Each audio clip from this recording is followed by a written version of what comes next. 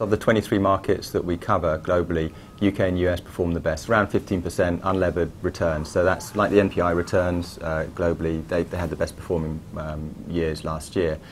And they were driven really by the same thing. It's capital, weight of capital, the appetite for real estate, good quality real estate, driving pricing rather than the fundamentals. Fundamentals generally remaining quite weak, except in particular sectors and submarkets like London offices or apartments in the US. But generally it's the weight of capital, driving down cap rates, boosting the returns. A big theme for 2010 was, and recent months, has been variations, huge variations. US, UK strongest performing, but of the top 4 markets, you've got US, UK, Germany and Japan. US, UK doing very well. Japan didn't move at all, it had negative value growth, and Germany about 4 or 5%. So big variations in those big markets. There's also huge variations in sectors. We know in the US, apartments perform very well, nearly 20% returns, whereas industrial logistics more like 10%. And you get these variations across the world. Interestingly, it's only the US and Finland where apartments has been the best performing sector. Elsewhere, it's tended to be retail. Retail has tended to drive the better performance in most markets. And then the balance is really office and industrial.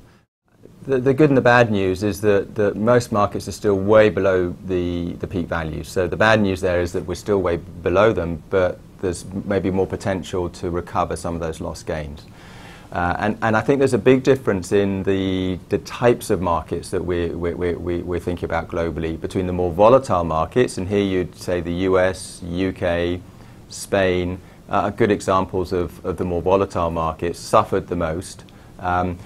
Compared with the more stable markets, here Korea, Netherlands, Germany, are much more stable. They didn't see so much decline.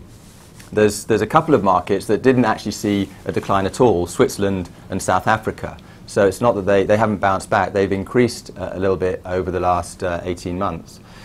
In terms of the bounce back, the biggest bounce back has been in the more volatile markets, particularly the UK, others like Sweden and the US, but still way below the peak levels of the last 2 or 3 years. Real estate's got this great advantage of, even when demand is weak, when we've come through a crisis like this, supply shuts down. So the next 2 or 3 years we're going to have a shortage generally of good new quality supply that's going to help rental growth.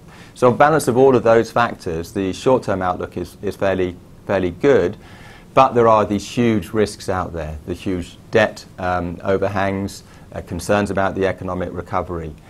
So this year, I think, much more than this time last year or the year before, it's a very difficult market to be investing in, deciding which markets, which assets to be buying.